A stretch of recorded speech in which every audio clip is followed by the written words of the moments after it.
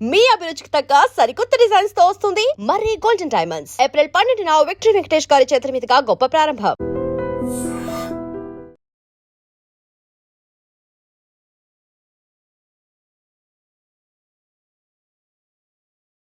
దాన్ని బట్టి మళ్ళీ ఈ గోల్డ్ కాడికి వెళ్ళాను అన్న. గోల్డ్ మా వైఫ్కి ఒక పేపర్ దొరికింది, జిఆర్టీ జ్యువెలర్స్ తీసుకుంటట్టు ఆ పేపర్ దగ్గరికి వాళ్ళ దగ్గరికి వెళ్ళాను.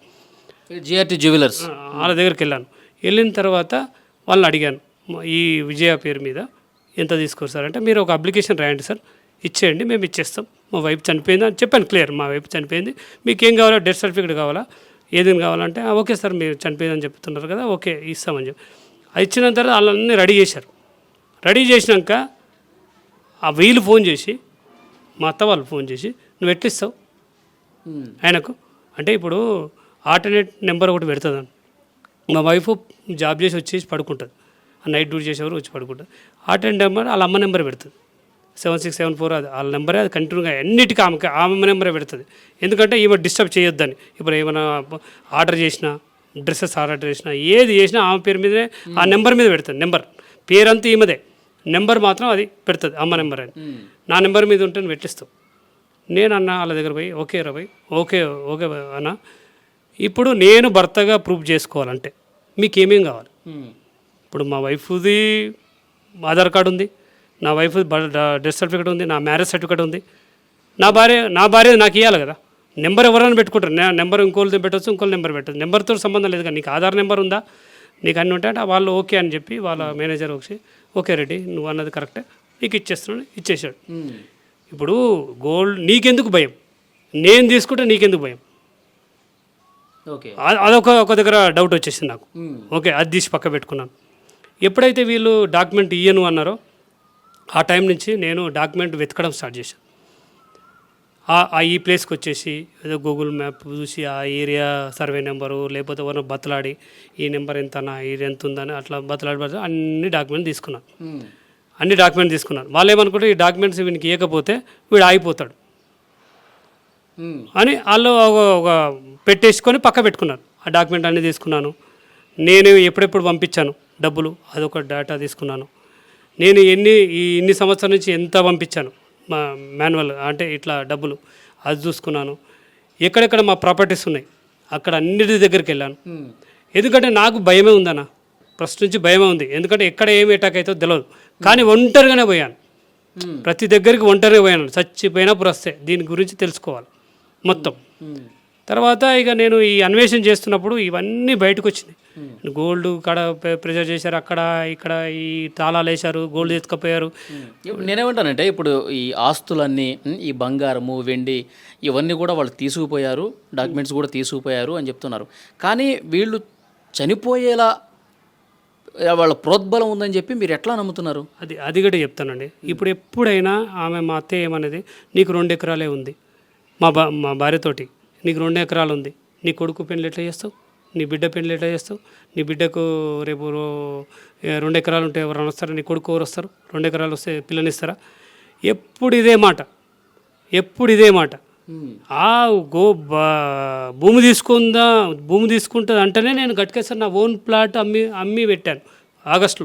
ఆగస్టులో నా ఓన్ ప్లాటు 40 లక్షలకు అమ్మాను, వీళ్ళు భూమి కొంటా అంటే. ఈ ప్రెషర్ తోటి అమ్మాయికి బాగా ప్రెషర్, నీకు 2 ఎకరాలు ఉంటే నీ కొడుకు ఎట్లా సంబంధం వస్తుంది, రెడ్డిస్ కుటుంబంలో ఉన్నాం అని రోజు టార్చరే.